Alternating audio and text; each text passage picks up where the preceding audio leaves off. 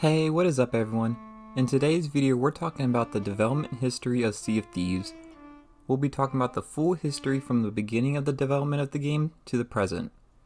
If you haven't already watched the video about the history of Rare from last week, the company who created Sea of Thieves, I'd recommend watching that video first because it explains the history up until where we're going to be starting this video from. With that all being said, let's go ahead and get into the video. Our story starts back in the year of 2014. Rare had once been known for being an innovator and well-respected studio in the gaming industry, from some of their hit games like Donkey Kong Country, Banjo-Kazooie, and Perfect Dark. But starting in the 2000s, their good reputation began to fade as the quality of their new games after the studio was bought by Microsoft were pretty lackluster.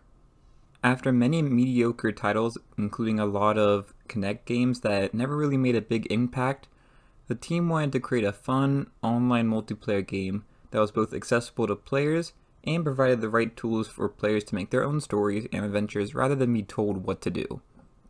They hoped this new game could revive their reputation and prove to Microsoft that they could do more than just make Xbox Live avatars. For most of the studio's 30-year history, the studio has been highly secretive and known for keeping its projects a mystery even to its own employees. They even made it so if an employee worked in one building, they weren't allowed to enter any of the other buildings that were at Rare. That was until we got one key person who can be seen as a significant factor to the Rare we see today, Craig Duncan. When he took over the studio in 2010, his first goal was to end the mysteries and secrecy both within Rare but also with the public. This I see as being a really significant factor in making Sea of Thieves the great game we all love today. The open and transparent relationship between the community and Rare has allowed the game to grow and flourish, with the community really having a huge impact in the development of the game. The first big project following the hiring of Duncan was Rare Replay, a collection of some of Rare's best titles from the past. While most of the studios work on a Rare Replay, Duncan began forming a small team to begin figuring out what would Rare's future be. This team started looking at games such as DayZ and EVE Online, and they wanted to create a game with a shared world where players could interact with each other and make their own stories. It was important to them to create a game that had a low barrier to entry, meaning it was easy for new players to hop in and start having fun quickly. And they wanted the game to have a wide audience appeal. I think this is why in Sea of Thieves we only see progression in the form of cosmetics and not for any skills or abilities. This makes someone playing since day one and someone just starting out both on an even playing field. The game relies more on your personal skills and how well you understand the mechanics of the game, rather than unlocking some advantage like a damage multiplier or a special weapon.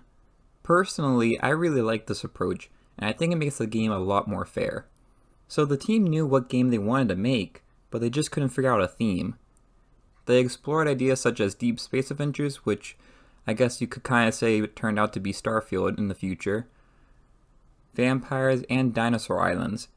None of these felt right though. That's when they came with the idea of pirates. At the time, there was no real competition in the pirate game market. Back then, the biggest competitor would probably have been Assassin's Creed Black Flag, which had come out a little before this. Now in present day, there's a lot more competition in this area due to the success of Sea of Thieves. The pirate theme fit perfectly for what they wanted to accomplish in making a game that allowed players to do whatever they wanted. They looked towards properties such as Pirates of the Caribbean and The Goonies, which I think can be seen a lot in the game, even before Pirates of the Caribbean would eventually end up actually being part of the game.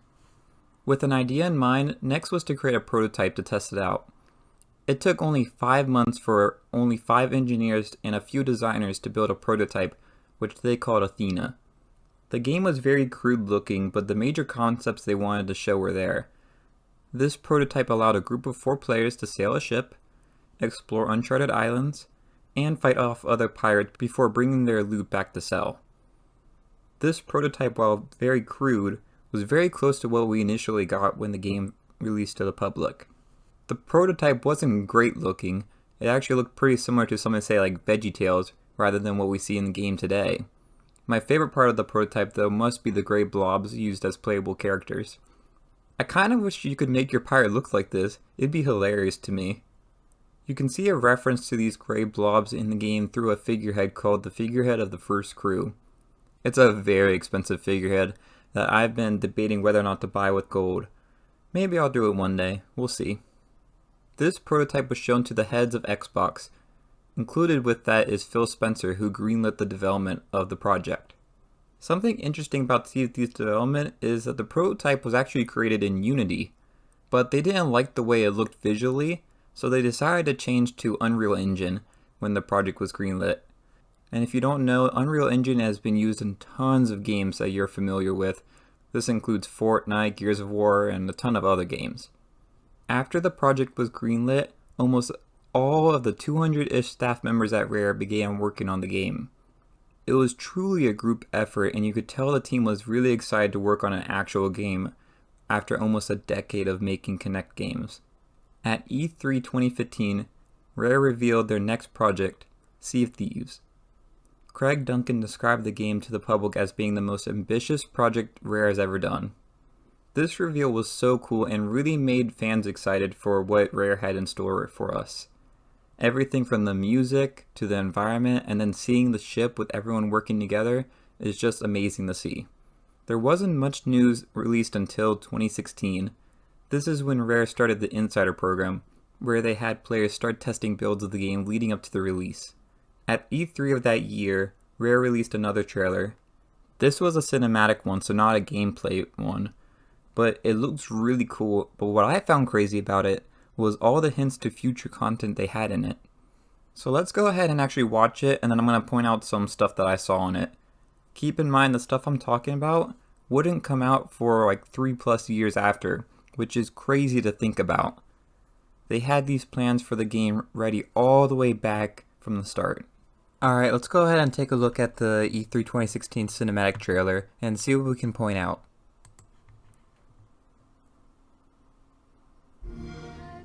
In folds of midnight water, side by side we sons and... Alright, so right here, I believe this was an instrument that was planned, but just had never came out into the game. I think this was supposed to be part of the game though, because you see this a couple of times in other trailers and other promotional stuff. So, I'm not sure why they canceled it. Maybe it was so that we could get the banjo instead? Who knows? daughters we set forth for no king's order. Here we go, we got our first reference to pets being added to the game, where cats would be added several years later, which that's pretty interesting to see. But we'll sail together. Hold fast, tides are turning, flames roar. You have another pet here, but I don't think we have this exact one available. We have other birds that are similar to this, but I don't think in this color scheme we have one like that. Burning with war, be returning if we sail together.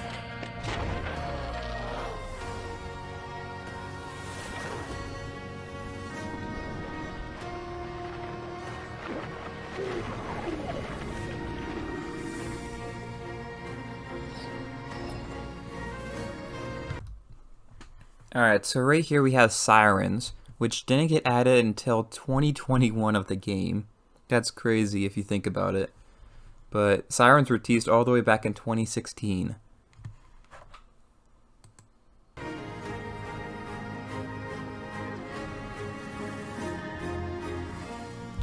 Alright, right here, you may not have noticed this when you first saw this trailer, but this is definitely the Gold Hoarder's skull from the Shores of Gold Tall Tale, which would be released a year after the game had launched in the anniversary update, which we'll talk about later in this video.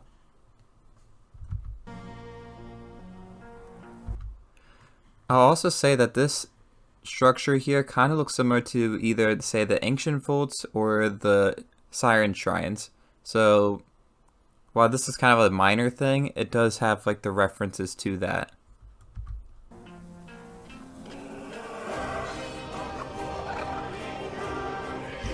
Alright, right here we got Flameheart, which he wouldn't really become a big character until the Heart of Fire Tall Tale, and then afterwards we had other world events with him inside of it. So that's another one of those things that was more than a year after the game launched. And the game launched in 2018. This is 2016. Maybe I'm the only one that finds this interesting, but I find it crazy to see like how much stuff is packed into this trailer that back then we didn't know was going to be part of the game. We just thought it was going to, be random stuff to look cool.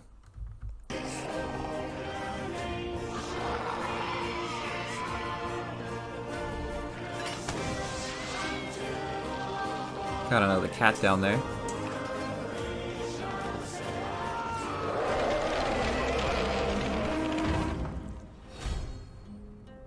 Alright, and there we go, y'all. That's the cinematic trailer. Let me know if you spotted anything that I might have missed that was not at launch, but came later. Let's get back to the rest of the video. Today, I'm excited to share with you an extended look at never-before-seen gameplay from Rare's shared world adventure, Sea of Thieves. E3 2017 is when we got our biggest look into the game outside of the Insider program. Rare showed off a 9-minute gameplay video, which I think was a great look into the game. The game was originally set to release in 2017, but was later pushed back to March of 2018. During this period between announcing the game and its eventual release, Rare would begin creating the game we see today, building off that original prototype with unique lands, spooky skeletons, and a highly well-designed and complex water system. Fun fact, Rare offered their water technology to PUBG, which had a close partnership with Microsoft at the time. But the code was so complex and so intricate that they couldn't implement it without basically recreating the whole game from scratch. So much work went into making the world of Sea of Thieves feel right. They wanted to make this pirate world an immersive and explorable place that you could just get lost in and live another life. They even went as far as to prevent players from making their own characters due to a fear players would make something that wouldn't fit in the game world. They ended up making the Infinite Pirate Generator, which while I know many players don't like this, I have come to really like this about the game. No player looks the same, and I feel I can connect more with my pirate than I would with just any character in the game, due to mine being unique and one of a kind. Around the same time, the team went and started working on the visual style of the game, and they came up with a really unique look, and it's basically like hand-painted textures. They did this with the goal of having the game appear timeless and joyful. Sea of Thieves was really important for Xbox and its future. The year leading up to Sea of Thieves launch, Xbox had been experimenting with the game subscription service called Xbox Game Pass. This let subscribers pay a certain amount of money each month in return for access to play a wide variety of games on the service, similar to something like Netflix, but for games. Up until this point, many developers wouldn't allow their games on the platform due to fear of it devaluing their game. But Xbox, still believing that their idea would work, convinced them to test the service out with putting their older titles on that for the most part stopped earning them significant revenue, where the risk would be so low that it wouldn't really matter. Many developers agreed, and what they found is engagement surpassed even their most hopeful estimates. It was with this that Xbox pushed forward with their experiment and used Sea of Thieves as a way to test it. Sea of Thieves would be the first game released on Game Pass on launch day, which, keep in mind, this was revolutionary at the time. Nowadays we are kind of used to, we got Halo launching on Game Pass day 1, Forza launching on Game Pass day 1, but Sea of Thieves was the first one to do this, and if it wasn't for Sea of Thieves being successful, none of that would have ever happened. This really set Xbox apart from, say, PlayStation and Nintendo, who were still charging $60 on new games when they released. Even today they're still doing that. Craig Duncan had said in an interview that when he talked to Phil Spencer, the head of Xbox, he asked him a question. If every single person plays Sea of Thieves on Game Pass and we don't ever sell a single copy, are you like kind of cool with that? And Spencer replied, absolutely. Without jumping too far ahead in our story, let's just say this was a big success and Sea of Thieves proved that Game Pass could be successful. Sea of Thieves became a turning point in Xbox's focus and has shaped the direction the company is heading in now. Before, it was a whole war between console sales and having the best exclusives, whereas now Xbox's focus is selling Game Pass and getting you into a subscription service. They're not really in the console wars anymore. Yes, they're always going to keep making new hardware, but that's not really their focus anymore. And that is partially due to Sea of Thieves being a success day one launch on Game Pass. As we approached the launch of the game, we saw many cool and intricate mechanics added with sailing and fighting. Stuff we take for granted as being basic today took 4 years of work to create. The game then features skeleton forts and the Kraken, along with 3 types of voyages and many islands to explore. Despite all of this great stuff, when the game released in 2018, it was met with lukewarm success. Many players said that the game lacked content and didn't have much to do. It's hard to understand that now, but if you were to play back at launch, you may remember what it was like. At launch, players could choose from one of 3 trading companies: the Gold Hoarders, the Order of Souls, and the Merchants Alliance. We also had Athena's Fortune, but obviously you would have to get the Pirate Legend for that, and you couldn't play that at launch.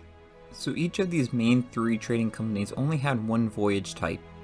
A big problem with these is as you progress, it didn't feel like the game was progressing with you. You would think being a higher level player would result in you earning better types of chest, or harder enemies to fight, but no. The voyages you get at level 1 are basically the same as you got at level 50. This frustrated players who found this too repetitive and stale. Launch Sea of Thieves only had 2 world events: the Kraken, which at launch was a lot harder than it is now, and Skeleton Forts, which, let me tell you, back in the day these were awesome. If you saw a fort active, it was a definite yes from everyone to go for it. Not only because it was fun, and it was a great spot for PvP, but the loot actually helped you level up. It was the best way to earn gold back then. Remember, back then we didn't have alliance flags, so you were truly alone, and you had to fight everyone off. There was no, hey, let's do an alliance server, oh hey, let's work together to do this fort. No, if you see another ship, their goal is to take that treasure from you. You have to stop them. The other problem with launch Sea of Thieves was the lack of cosmetics. Since the game is primarily focused on using gold for cosmetic purposes, your main motivator for doing voyages is to be able to buy these cosmetics. At launch, however, there just wasn't that much to buy. Along with that, basically every cosmetic was super expensive, meaning it would take a really long time to buy anything. Just buying a sail for your ship was like a really hard process to do. The best way I could have you picture it now is imagine buying any of the Dark Adventurer stuff. That's how it was just for the basic outpost stuff back in the day. At launch, the world of Sea of Thieves had 3 distinct regions to explore: the Shores of Plenty, the Wilds, and the Ancient Isles. Rare nailed the actual world of Sea of Thieves, but what to do in that world is where Rare struggled. I think the game may have launched a bit too early, and they should have waited till the game had a bit more to offer before releasing it to the public. Next, we're going to talk about everything that has happened so far post-launch up until the end of 2021, which is getting close to 5 years after the launch of the game. So going back to year 1 of Sea of Thieves, the game launched in early March of 2018. We didn't see any major updates until May 15th of that year, with the ability to choose open or closed crew. For those of you who didn't play Sea of Thieves until after this point, you do not know the pain of only being able to play the game in an open crew setting. If you wanted a solo sloop, you couldn't do that. Everyone that has watched me for a while has known that I solo sloop a lot and I'll go out and just have my own little adventures and I'm cool with that. You couldn't do that at launch. You had to play with other people, or you had to get someone to fill in that spot. This update was very necessary, as before it was used to be really difficult to get your friends into the game unless you both caught on at the exact same time.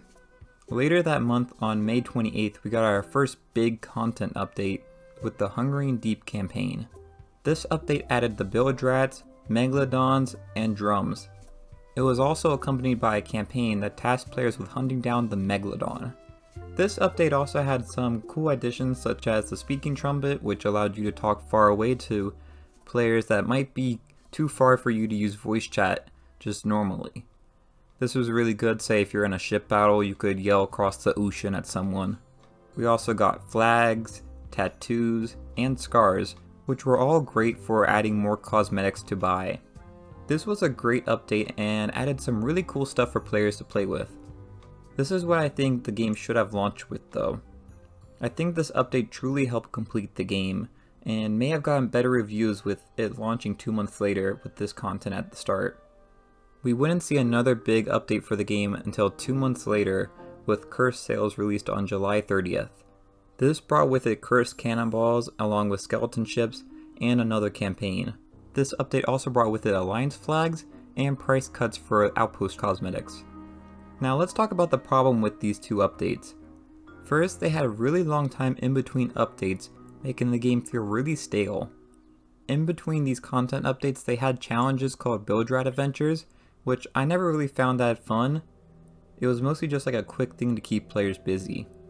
The second and the biggest problem, for me at least, was that the campaigns, which were the main part of the update, had exclusive rewards tied to them, and you needed a full crew to do these campaigns.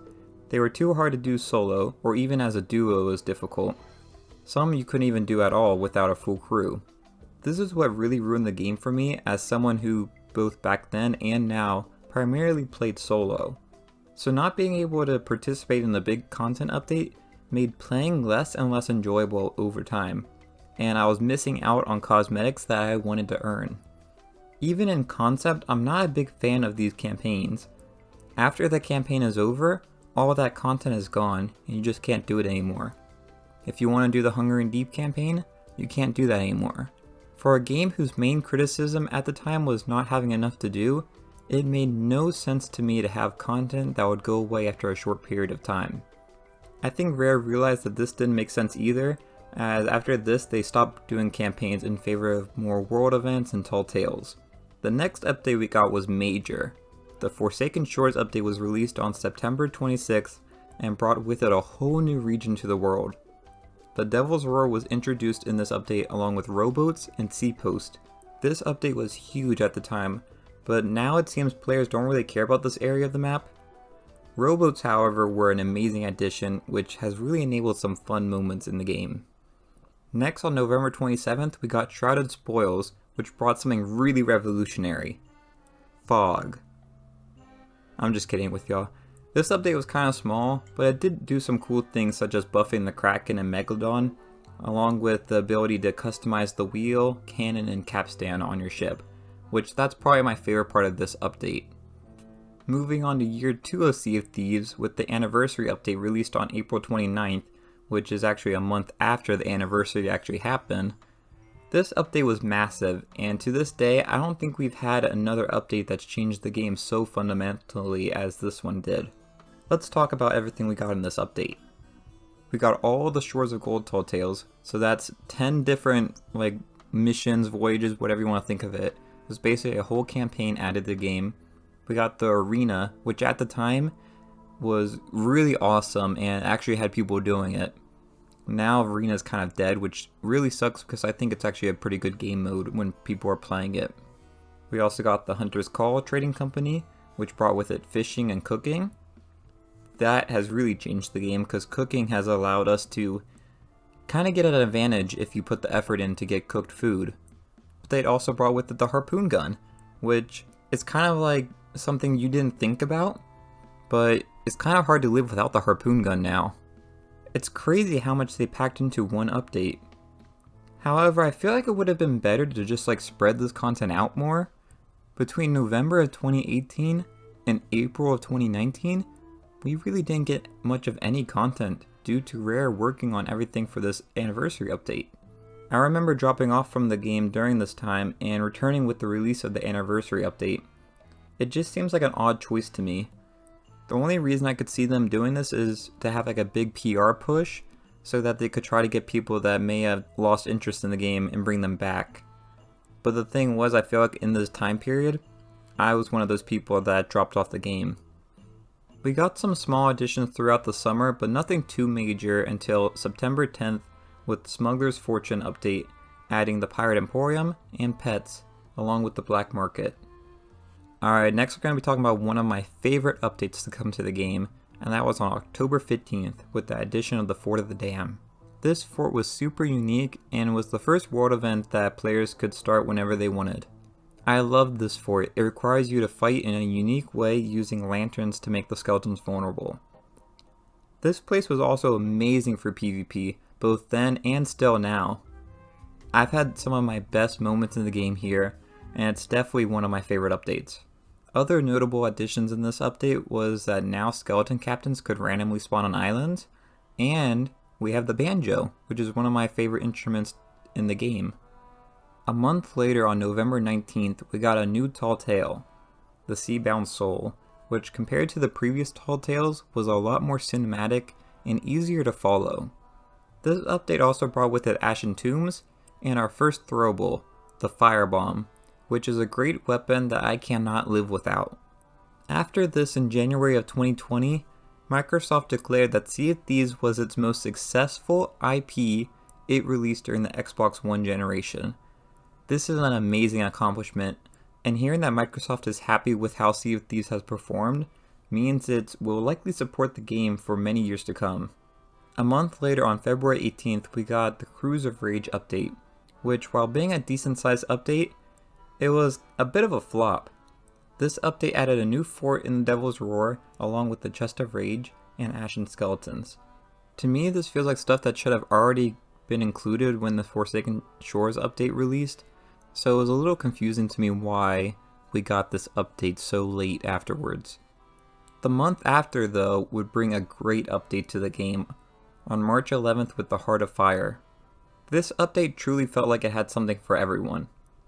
We got a new tall tale that was the second part following the Seabound Soul. This is one of my favorite tall tales in the game. I just think the Heart of Fire is a really good tall tale, and if you haven't done it yet, you should definitely check it out. This update also added the Run of Thieves Haven voyage for Pirate Legends, bringing new legendary treasures for pirates to acquire, which this was desperately needed because if you haven't done the regular Pirate Legend voyage, that one is really bad. It's basically just the same trading company voyages you had done previously, but all together, meaning you're basically spending a lot more time doing the same thing you had been doing trying to get to that level. It wasn't good, but I'm sure Sea of Thieves will fix this eventually, but the Run of Thieves Haven helped at least mitigate that a bit. But the best part of this update was the addition of the Chain Shot and Blunderbombs, which along with Firebombs a few months prior, really changes the way you can fight other players in the game. It made the game a lot more strategic, instead of before when players would just randomly shoot cannonballs or button mash while fighting up close. Yes, you still see this nowadays, but you can be more strategic now if you use chain shots, blunderbombs, and firebombs in combination with, say, a sword or pistol or sniper, regular cannonballs, whatever. While I love the Fort of the Dam update for what it added in terms of like really fun moments in the game, the Heart of Fire update was probably one of the biggest updates we got in the game in terms of just adding the chain shot and blunderbombs and other content that they added. It was just great. Now we're moving on to the third year of the game, and this is truly when we see an exponential increase in updates. This started with the Heart of Fire at the end of year 2, but the first update of year 3 was Ships of Fortune, released on April 21st at the same time the world was fully shutting down from COVID-19. The main part of this update was emissaries and the addition of the Reaper's Bones. Other updates from this month was the increase of trading company levels from 50 to 75, and the ability to revive crewmates, which is surprising that it took us this long to get this feature, but it's definitely greatly appreciated now to have it. Over the next few months, updates focused mostly on cosmetics until we got to June 16th, Haunted Shores, which added a new world event where you fight ghost ships while listening to a disfigured floating ghost head insult you from the sky. This update brought with it 3 new cannonballs, one being the Wreath Ball, which is without question the best cannonball in the game. This cannonball acts similar to, say, a gunpowder keg explosion, so it's really devastating and really fun to use. Around the same time, the game was also released on Steam, which helped bring more players to the game, and this was really good for the growth of Sea of Thieves. A month later, we got the Ashen Winds update, which is actually around the time I started making videos for this channel. This update brought another new world event, where you fight Ashen Lords, who when defeated drop an Ashen Skull, which kind of acts like a flamethrower, which is really cool. Next we have another one of my favorite updates, with the Vault of the Ancients update on September 8th. This update brought with the Ancient Vaults, which are super fun, and they make me feel like Indiana Jones while doing it, so that's obviously something I would love. Updates after this slowed down until December 2nd, Rare announced that Sea of Thieves was changing its update strategy to a seasonal approach, featuring a season pass and new events throughout the season. This is similar to games like Fortnite and Apex and even Halo now. Season 1 of Sea of Thieves released on January 27th and brought with it new Lost Shipment voyages, free and premium season passes, and a whole new system for challenges that level you up through the season pass. Next, moving on to Season 2, this marks the start of Year 4 of the game and came 3 months after Season 1 on April 14th, and brought with it a new fort called the Fort of Fortune, along with merchant trade routes. This update was a bit underwhelming for players, but Rare had something planned for the season following that would blow everyone away. At E3 2021, Rare announced that Season 3 would be focused on 5 new tall tales based off the Pirates of the Caribbean. Rare approached Disney with the idea of bringing Pirates of the Caribbean to Sea of Thieves, who happily agreed. They kept the whole thing secret up until the announcement at E3. Even the insiders didn't know about this. It was truly an amazing surprise for everyone. This update was major and it brought in 4.8 million players in the month of June, and it was a big win for the game. It also brought with it 3 new types of enemies and a brand new weapon in the form of the Trident of Dark Tides. This update also had a new portal system that let you sail your ship to new worlds, which I really hope they use more in the future. Following that, Season 4 came at a time when the hype from the Pirates of the Caribbean update had died down and players were looking for something new to do. Because while the tall tales were really great, not much was added to the main game in terms of content. Yes, we had new enemies to fight, and we had the Trident, but that was kind of it. On September 22nd, we got to explore the Sunken Kingdom, which let us explore new underwater shrines and fight in siren treasuries. This was by far my favorite season of the year. While I love Season 3 and the Pirates of the Caribbean update, Season 4 brought with it something so new and fresh, but it was also just really fun to replay, and I found myself going back over and over again to redo the treasuries, and the shrines were just really fun to explore and had such a unique atmosphere to it. Finally, we reached Season 5 of Sea of Thieves, released in December of 2021. This brought with it some really cool mechanics to make role-playing even better in the game. We can bury our own treasure and make our own maps, shoot fireworks and flares in the sky, sit down in places all over the Sea of Thieves world, including in the taverns, and go to sleep like we're in Minecraft. We even got dice emotes that let us play basically any game that we can come up with. These last 3 seasons of 2021 were amazing, and I'm so excited to see what Sea of Thieves has planned for us next. So now we're moving on to 2022, and at the start of this year, we actually got this big presentation by Rare that showed us basically a roadmap for the entire year, as well as announcing some other stuff like about adventures coming out, which the first one would come out at the end of Season 5. They also talked about mysteries, and probably the most controversial thing that happened in Sea of Thieves this year was they decided to close the arena. So with the arena closure, they basically did some things where they gave some rewards out to people, but most of us weren't happy about the change.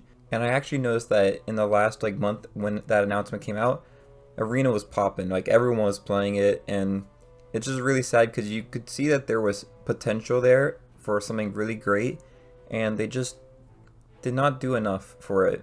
Whether or not you think they did, that's really up to your interpretation, but to me, I feel like they could have done a lot more. I think I even talked about it in a previous video before, but it's just kind of disappointing that that's what happened. But the rest of 2022 was really amazing for the game, and the game has just been transformed by this year. So let's take a look at the roadmap and see what Rare had promised us for 2022. So they said with Season 6 we'd get Sea Forts and Pirate Legend content. So this was shown off during the big presentation they had, so they were a lot more specific with what we were getting for Season 6, whereas everything else was a bit more vague. We showed that Season 7 was going to have new ways to play and progress, and then Season 8 was going to be expanded roleplay and quest types, and then Season 9 was going to be new social options for crews. We'll see later on that this roadmap did not really fare out too well in the end.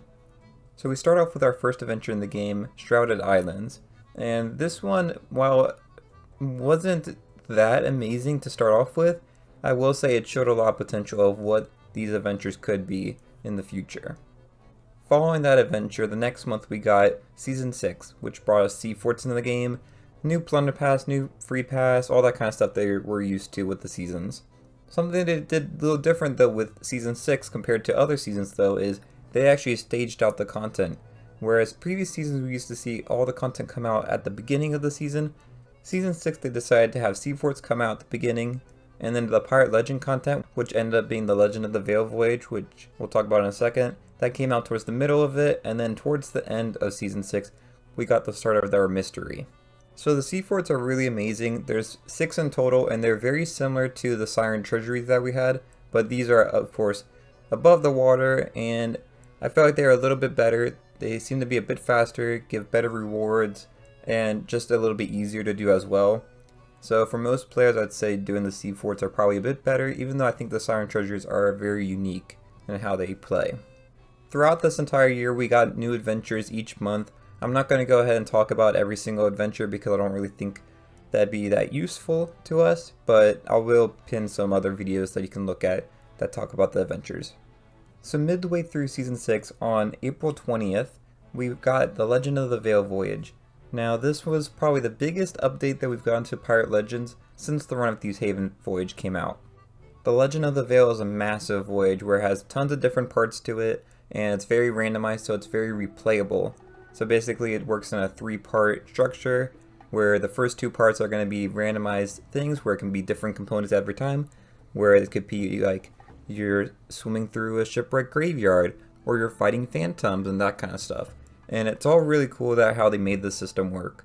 And then the final part is always this giant battle where you're fighting these ghost sea forts, and there's just a big ghostly tornado looking thing in the middle and all sorts of stuff, and you shoot your cannonballs trying to take them down. It's really good. They did a really amazing job with it. It isn't the best for solo players though, because the final act basically is a giant beacon. It's like a world event, and it shows that everyone that you're doing something that's easy to steal from. So I think this voyage was really designed for bigger crews, or just at least a 2-person crew that can kind of help each other defend the loot and stuff. All in all though, this voyage was a welcome addition for Pirate Legends who have kind of been neglected by the game for a long time up to this point. And then finally towards the end of Season 6, we got the start of our first mystery, and this was the mystery of DeMarco. So DeMarco was in charge of the arena, so conveniently they shut down the arena and then they decided to kill him off. Kinda sucky for us arena fans, but what can you do? This mystery with DeMarco would keep giving us clues both in-game and outside of the game through social media and other stuff, and this mystery would go on all the way to Season 7. So there were 2 really major adventures that happened this year. The first one that we're going to talk about is Lost Sands. With Lost Sands, it was the Reapers versus basically everyone else in a fight for Golden Sands. Now we got to choose as a community which one we wanted to save, and it ended up being that the Reapers lost and the quote-unquote good guys won. With that, Golden Sands was saved, but we would notice that as the year progressed, Golden Sands would begin to change and evolve in a truly amazing looking way. So you might have noticed on that roadmap that it said that Season 7 was going to come out in June. But what actually happened though was Season 7 kept getting delayed all the way until August 3rd. This was probably the biggest issue that faced Sea of Thieves this year, because not only did they miss out on having the big update for the summertime, which is when most people are able to play and stuff just because people are out of school and that kind of thing, So they missed out on all of that, and Season 6 basically had to carry that. It gave Season 6 a bad reputation because it was here for basically the length of 2 seasons. And then Season 7, once it finally did come out, it was riddled with bugs, which made it basically unplayable to do any of the new stuff. The other problem with Season 7 being delayed so much was that now it pushed back everything else that was supposed to come out. If we look at that roadmap, Season 8 was actually supposed to come out in September. But because Season 7 was delayed all the way till August, now Season 8 didn't come out until the end of November. And because now that Season 8 was pushed back, Season 9 actually did not come out at all in 2022. But with all that said, let's actually go ahead and look at what Season 7 brought to us. And Season 7 actually brought a big feature that a lot of people have been wanting since the game came out, and that is Captaincy. So Captaincy, or the way that it was called for Season 7, Captains of Adventure, basically brought different features like being able to name your ship, actually owning a ship, so you could buy different ships, and you could actually name them, and then you could customize them. One of the things that I really loved was that it would save your cosmetics on your ship. That's actually one of the bugs I kept facing the season at the start of it, but it eventually got fixed. But that is one of the features that I really loved. Other stuff they brought was the Sovereign. The Sovereign make it really fast to sell your loot. They also added some perks for people with these captain ships, like having access to the Sovereign, which is basically an easier, faster way to sell your items. They added captain voyages and captain supplies, which are pretty nice. And the main part of this update was a lot of new cosmetic types, like trinkets and just more ship cosmetics. So we got to customize the voyage table and the beds and the curtains and all that kind of stuff, and it's all really nice. My favorite cosmetic though is probably the trinkets. I really love the trinkets that you can place all over your ship, and they're basically like little trophies of your different adventures. We also got milestones, which milestones are kind of like an evolution of accommodations that we previously had. We still technically do have accommodations, but now everything's more focused towards milestones, because milestones, they don't cap off, they continually track everything they've done, whether it's shooting cannons, or eating fruit, or selling fish, all that kind of stuff is being tracked. So while Season 7 didn't make a good impression when it came in, it did bring a lot of stuff that has been very well appreciated in the game. Similar to how Season 5 was with things like storage crate transfer and that kind of stuff. There was a general sentiment though with Season 7 that just people were kind of tired of the game. I think it was the amount of delays that kept happening, and then all the bugs that Season 7 brought with it just made it not very fun to be a Sea of Thieves player during this time. So then when Season 8 came, it was a very exciting time. So throughout the year through these adventures, we've been building up to the return of Flameheart. It's this thing that the game has been teasing since the Heart of Fire Tall Tale, and it's been a really intriguing part of the story of Sea of Thieves. So with this all building up, right before Season 8 came out, we had our next big major adventure, which was the Return of the Dam. And this basically pit Pendragon versus Flameheart, and us as a community had to choose, do we resurrect Flameheart or do we save Pendragon?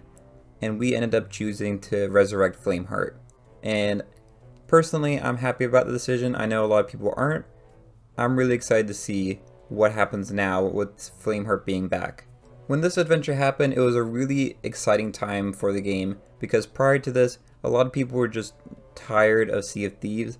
All the delays with Season 7 and all the bugs that came with it, as well as you count in like the arena being shut down and stuff, it was kind of a depressing time for Sea of Thieves players. But then Season 8 was a shining glimmer of hope for all of us Sea of Thieves players, and that's because PvP was getting a major update in Season 8, something that would revolutionize the game. Season 8 released at the end of November brought with it on-demand PvP. So with this new on-demand PvP system, you actually got to dive down below the water and then pop up and fight players in a 1v1 style. And it's a really amazing system that they've done. And there's skill-based matchmaking involved with it, and there's new factions, the Guardians of Fortune and the Servant of Flame. You get to choose between these two factions to fight for, and you can switch between them whenever you want, and it's a really fun system that they've done with it. You can also unlock new curses for each of these factions, as well as a bunch of new cosmetics, and they added something that people have wanted for a long time, which was to be able to explore down below Reaper's hideout. So if you got to level 100 for this new Reaper's faction, you actually got to go down below into this Reaper area and receive the Skeleton Curse. Similarly, for the Guardians of Fortune, or otherwise known as like the Pirate Legend faction, if you get to level 100 for them, you are able to access a new part of the Pirate Legend hideout, as well as receive the Blessing of Athena's Fortune, which basically turns you into a ghost. So Season 8 really brought with it a lot of great stuff, and it's really just brought the game back to being something that people want to play. Season 8 was a really great way for Sea of Thieves to end 2022. While the year had been pretty rocky for the game, it did bring a lot of stuff that players wanted. It brought new things to make the game shorter for players that want to do smaller game sessions, like the sea forts and then the captain voyages. It also brought in new Pirate Legend content in terms of the Legend of the Veil, as well as the Guardians of Fortune PvP system. And it brought captaincy, which is something that people have been wanting for like 5 years now. So a lot of amazing stuff was added this year, despite all the bugs and the removal of the arena and the delays. In general, I think this was a really great year for Sea of Thieves. Whether or not it's better than 2021, that's a question for another time. But in general, this was a really great year for the game. To end off the year, Sea of Thieves hosted another Orb stream at the end of December after the success of doing it the year prior. This time though, it was especially impactful due to all the teasers for content presumably meant for 2023, as well as having one of the best CGI cinematics they've ever done. This combined with all the goodwill caused from both the successful and very well received launch of Season 8, as well as the excitement for the Sea of Thieves storyline following a mostly well received year of consistent story progression with the monthly adventures that led to the return of Flameheart. As we entered 2023, mostly everyone was pretty positive about the state of Sea of Thieves and very optimistic for where the game would go next. It's too bad 2023 ended up being arguably the worst year to date. We started the year off relatively well with our first update in January bringing the Secret Wilds adventure. This adventure was actually really good. Gameplay was solid, and things it set up for the Sea of Thieves story as well as potential content that could result from that was very exciting. But this is when problems started to arise. First, with this adventure, Rare announced that they would no longer be doing cinematic trailers that people had loved with each adventure. Now on its own, this wouldn't have been a big deal. Obviously creating a well-produced CGI cinematic once a month for an event that would only last 2 weeks would cost a lot, so it's understandable why they would want to stop.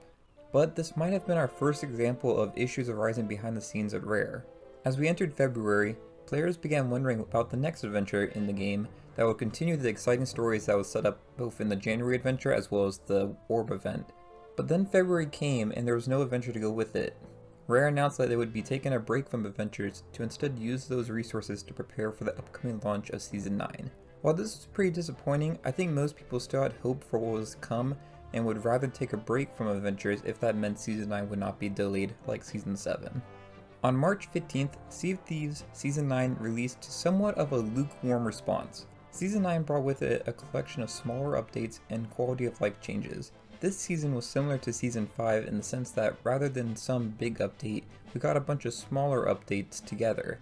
Unlike Season 5 though, this season was not as warmly received. Some notable changes in this update were a revamped Fort of Fortune with a new chest called the Chest of Fortune, a new Skull of Destiny voyage which made starting the Fort of the Damned significantly easier, better world event balancing, and my favorite change, with a better harpoon that would automatically grab a treasure and place it behind you. Now pretty much everyone across the board would say these changes were great. However, Season 9 started making players question whether this was a good season update. The argument was that all these changes could have been done over time through monthly updates instead of taking the place of what should be a big season content update. Personally though, I think players would have found Season 9 acceptable if it had lasted the standard 3 months and we got some big new piece of content in Season 10. Sadly, this is not what ended up happening. Players started getting used to delays from the game, especially following the disaster of a delay with Season 7 the year prior. But the delays for Season 10 put all others to shame. We'll get back to that in a moment, but since Season 10 was delayed, it meant more stuff occurred during Season 9, like a new mystery called the Hoarder's Hunt.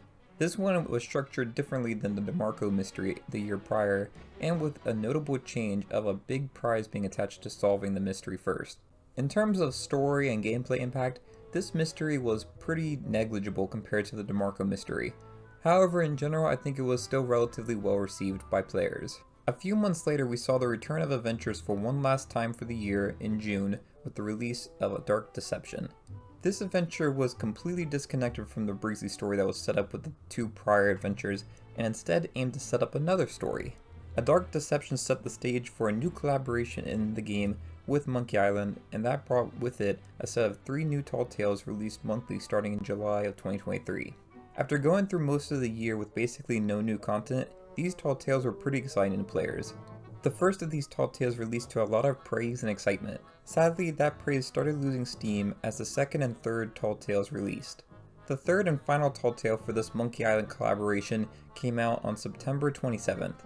Keep in mind, we are still in Season 9, which started all the way back in March. The Monkey Island Tall Tales, while not terrible by any means, did not live up to the hype that some players had for it. It was also not helped by the fact that throughout all of this, players were waiting for the main adventure mode to get some kind of new content to experience. Jumping now to the release of Season 10 on October 18th, which came over 7 months after the release of Season 9, players had about had it with waiting for new content, so Season 10 really needed to deliver to keep fans happy. To try and remedy this, Rare announced that their content plans for Season 10 and 11 were being combined into what they called a Super Season. Let's discuss what they added, and I'll let you be the judge of if this was really a super season.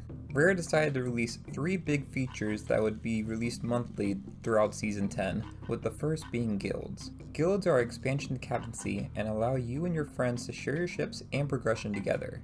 I think it's fair to say that guilds were not the type of quote-unquote content that players were waiting for. Like Season 9, this update did not bring anything new for players to do, and instead relied on players being okay with doing the same content they had been playing for the past year. Really a year and a half if you're someone that doesn't like playing the Hourglass PvP mode added in Season 8. This is when complaints started to get bigger from fans who were tired of getting these system updates that resulted in long delays and really didn't add anything new to do. Some fans held out hope though for the November update, which brought a new competitive voyage called the Skull of Siren Song. This new update had hope of bringing back some of the classic Sea of Thieves gameplay players remembered from the past, but skeptics like myself saw this update as essentially a reskin Reaper chest with extra steps that players would probably stop caring about after the initial launch. Sadly, I was right in this instance, with player engagement in this voyage dropping off substantially. But this was nothing compared to what came next. To end the year off, Rare made a decision that heavily divided the Sea of Thieves community with the addition of private PvE servers that, with some restrictions, allowed you to progress in the game without the risk caused from other players. To further rub salt in the wound, Rare also announced that the orb stream that players had come to love for the past 2 years were not returning for 2023. I think it's fair to say that 2023 ended up being arguably the worst year of the game's history to date.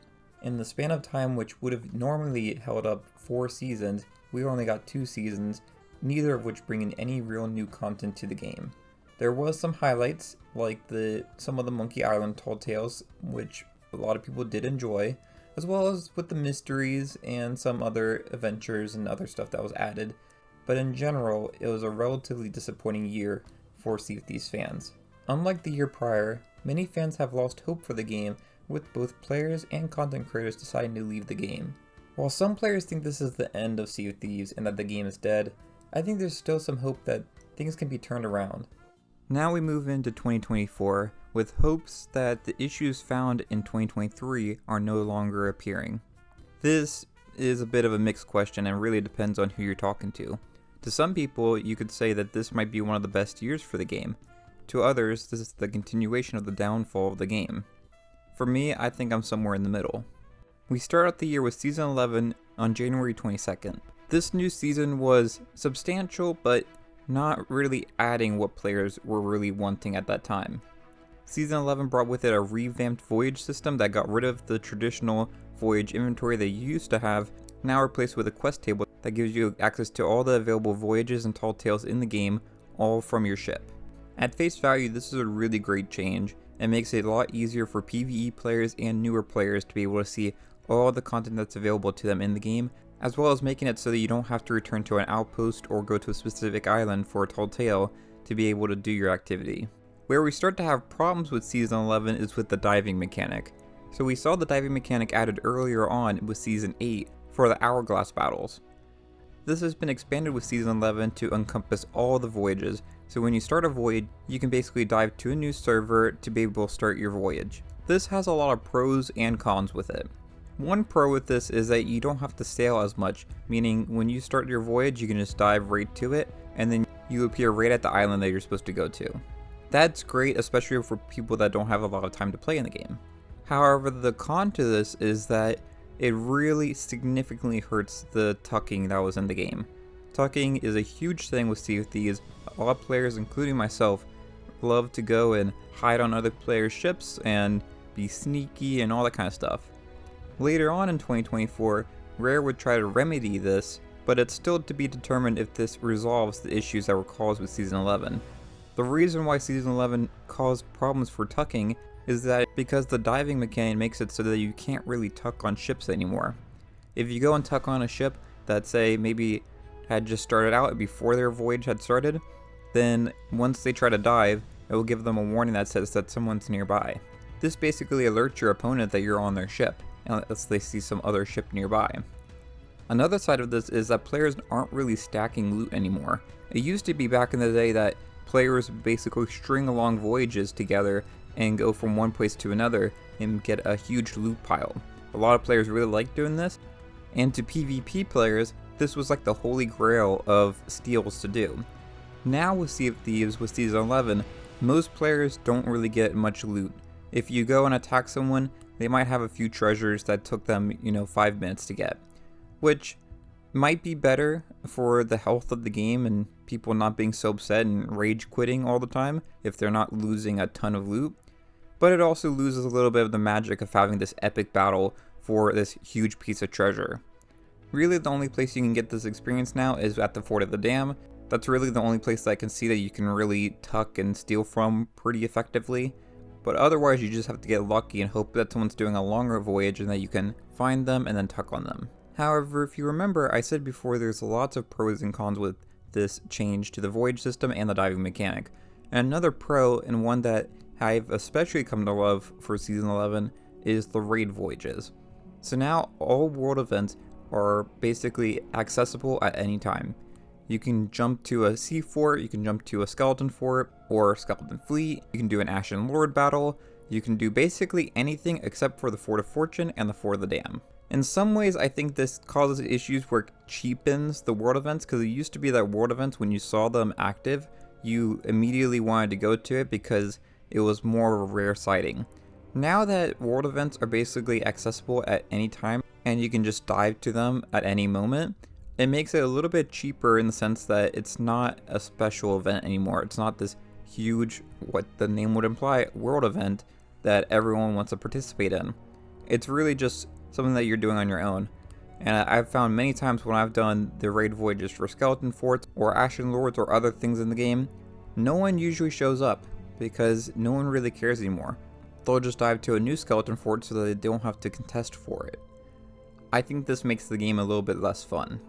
But on the flip side of this, one thing that I really love with these raid voyages is that they're specific to each trading company. So now you can do stuff like an Order of Souls skeleton fort or Athena's Fortune sea fort.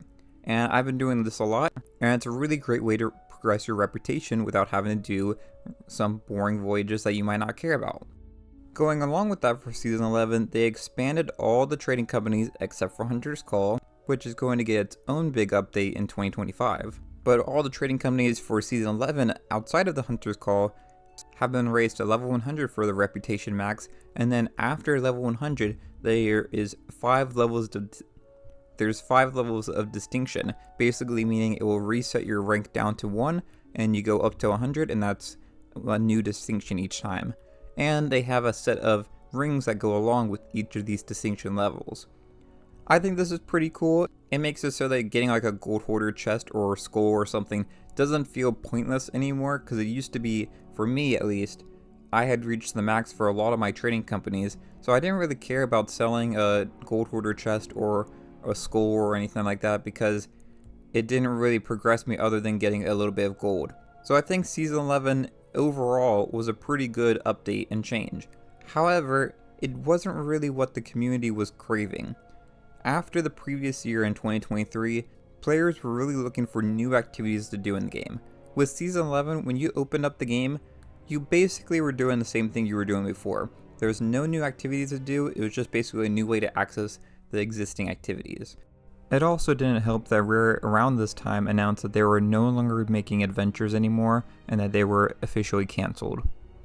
This was a huge blow, at least for me, because I actually really loved adventures. I thought it was a great way to have monthly content in the game and actually progress the story. It also made the Sea of Thieves story a lot easier to follow and understand, and it was really interesting where it was going. We had all the stuff with Flameheart returning, as well as the stuff with Briggsy that was never really followed up on. We don't really know any answers, and they had teased like this really secretive like temple that we were going to have to go and do something with in a future adventure. Sadly, all of those plans have been cancelled. We didn't know it at the time, but everything with Season 9 and Safer Seas and the guilds and even all the stuff with Season 11, that was all in preparation for the next big launch of Sea of Thieves, and this would be on the PlayStation 5. Sea of Thieves, originally being one of Xbox's big exclusives during the Xbox One generation, was now heading over with a handful of other games to the PlayStation platform. This opened up the game for a whole host of new players, and now with that context in mind, it really justifies all the previous updates that we had seen in the game. Not necessarily saying that those updates were great and what the community really wanted, but it made sense now. It wasn't just them ignoring the community and doing whatever they want. It was them preparing the game for an influx of new players. So the PlayStation launch coincided with the release of Season 12 of Sea of Thieves on April 29th. Season 12 was a pretty interesting update for the game. It was the first time in the entire history of Sea of Thieves where there was new permanent weapons added to the armory. We've seen items in the past like the Trident added in the game, but not a new weapon like what we have with the Cutlass or the Blunderbuss. Season 12 brought two new weapons for us to enjoy, the double barrel pistol and the throwing knives. The throwing knives especially are one of my favorites. Season 12 also brought a host of other new items, such as the Bone Collar, which was a new throwable, which basically summoned an army of skeletons to help fight for you. There was the Scatter Shot, which is kind of like a grape shot if you played other games, and essentially is a bunch of small cannonballs all tied together, and when you shoot them, it basically spreads out and attacks your opponent at multiple points. These two were also really significant because it's been many years since we've seen new throwables or new cannonball types added to the game.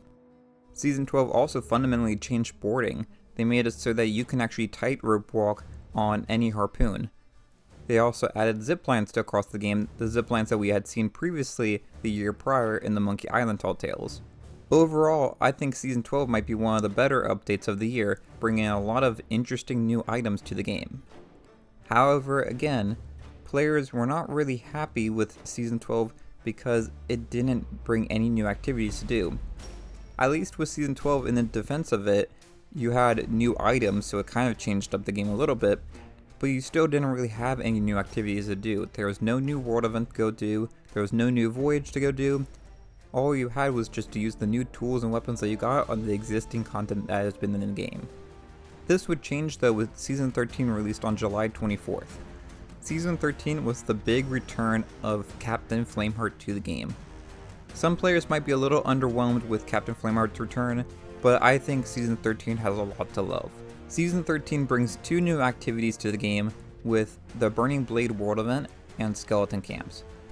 The Burning Blade is Captain Flameheart's ship and is this giant warship in the game that acts as first a PvE battle and then turns into a PvP world event. And in that way it's pretty unique. So basically the way this works is that if the Burning Blade appears on your server, you can attack the Burning Blade, and then if you win, you basically get to claim the ship as your own. Then you can sail around to the other new addition to the game, Skeleton Camps, and complete rituals at each of these to increase the value of the ship. But while you're doing this, other players will likely attack you, and you'll need to defend your ship. With the Burning Blade, you have this giant warship with its own skeleton crew that will help defend your ship if you get attacked, and it even has a flamethrower on the front of it. It's a pretty cool warship to sail, but after some time it ended up having a similar fate to the Skull Siren song. The problem with world events that rely on player engagement to make it fun, it just doesn't really work that well in general. I think the Burning Blade is a little bit better than what we saw with the Skull Siren Song, but it still has a similar issue where players just don't really want to do it too much after they've already completed it the first time, which is really bad with the Burning Blade because a lot of the rewards and commendations tied to it are specifically in reference to other players. So you really need other players to be engaged in this if you ever want to progress any of your commendations and unlock any rewards. So while the Burning Blade might not have the greatest legacy following Season 13, even though I think it's still a pretty great update, Skeleton Camps on the other hand were one of my favorite additions for the year. It was pretty interesting. It ended up being a new type of on-demand world event, similar to what we have with the Sea Fort or the Siren Treasuries, meaning that you can basically go up to it and complete it whenever you want. With the Skeleton Camps, it has two phases. The first part is pretty interesting and new for the game, where you have a constellation puzzle, and once you learn how to do it the first time, it becomes pretty easy to do quickly. And then once you solve the puzzle, you'll fight waves of skeletons defending the treasure. This ended up being one of the fastest activities that you can do in the game, taking about like 4 minutes when I did it before, so it was a really quick and easy thing to do. So Season 12 and Season 13 I feel like really helped get the player base engaged and have a little bit more hope for the game.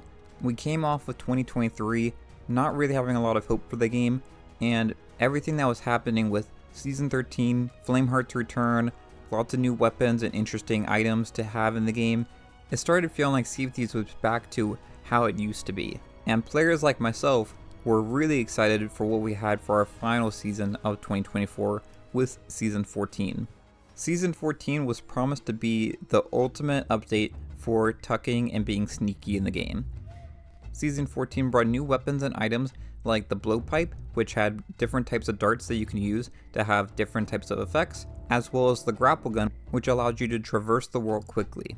Season 14 also brought with it disguises, which replaced the previous hide emote as well as the barrel hide emote that we had before, and brings a much improved hiding mechanic where you can hide as basically any type of chest that you have unlocked. This I found really fun. I think was one of my favorite parts of Season 14 because it allowed you to have an interesting type of progression where you could start unlocking different types of chests in the game from completing different commendations, and I think that just made it a lot more fun for me. It had something to progress that actually was meaningful, whereas usually everything you progress is cosmetic based, which this technically is cosmetic based, but this feels like it has more of an impact for my gameplay. Season 14 also brought other things like the ability to hang from ledges, such as the side of a ship, the ability to crouch in the game, Merf Route, which basically allowed you to dismiss the merfolk from waiting for you in the water. So this made it a lot easier. So say if you're swimming up to the ship and you don't want them to spot your mermaid, you can eat the Merf Route and you'll temporarily be able to hide that mermaid from them. And then we had traps in the game. Traps, I have not really seen too many players utilizing it too much, but traps are a pretty interesting mechanic where you can basically throw them down. They're a new type of throwable, and then you can actually load them with different types of items such as green cursed cannonballs, fire bombs, blunder bombs, fireworks, anything you really want, and it will basically enhance it to be even more deadly. Now when I read that, Season 14 actually sounds really good if you think about it. A lot of new features, no real new activity to do, but since we just got 2 new activities with Season 13, everyone was kind of satisfied temporarily and was okay with this type of update. And I think a lot of players were pretty excited for these new type of items. However, Season 14 ended up being one of the most difficult, buggy launches of a season basically I've ever seen. On the launch day of Season 14 on October 16th, they decided that everything outside of disguises, crouching, the blowpipe, and the grapple gun had to be delayed. This was really disappointing, especially when just days prior they had said that everything was good and all of these new features were releasing. But I think players would have been okay with that, if that was it. Disguises were released into the game, and honestly it was one of the most fun times I've had with the game in a few years. I made some friends on the seas, we did accommodations together, we went and did this giant tuck with our little chest, all trying to hide on the sloop, and in the most goofy way possible. It was a great time. But sadly, basically a few days after the release of Season 14, they said that they had to vote crouching and disguises, basically meaning that the only new content for Season 14 that we had then was the blowpipe and the grapple gun. we wouldn't see the return of a lot of these features until the next month in November. So basically, Season 14 didn't really start for the game until November 17th. This was pretty disappointing to a lot of players, and even features that were supposed to be with the release of Season 14, such as the Mimic Dart, were still not being released and wouldn't be released until 2025. At the time of recording this video, it still hasn't been released, but they said it should be arriving in the January update. So Season 14 hurt what was otherwise a pretty decent year for the game. While it might not have been the updates that every player was wanting from the game, it was some decent updates that really helped with both the quality of life of the game, as well as bringing new, interesting items and tools for the game. Now, I said last year when I made this video that we were expecting that going into 2024, we'd have new types of activities to do in the game. And while we did get some, I really hope that 2025 results in us having actual new activities to do. We already know that Season 15 is going to be focused around the Hunter's Call, and that should bring in new voyages, expanded levels for the Hunter's Call, and hopefully some really cool new things to do. The development of Sea of Thieves is a fascinating story to me. It's a game that went from lukewarm beginning to now being loved and enjoyed by millions. The game we see today has changed significantly since the original prototype back in 2014. Rare has put so much love and effort into making such a unique game. Many have claimed that Sea of Thieves is the game that saved Rare. While I don't know if that's true, I definitely would say it helped repair the reputation of the company to the public. The game has amassed over 30 million players and won many awards. Before Sea of Thieves released, Rare had said that they planned to support the game for 10 years. We're starting to get closer to that point, however I'm hopeful that the best is yet to come. I've been in love with Sea of Thieves since before it was even released, and I've loved playing it and seeing it evolve into something amazing over time.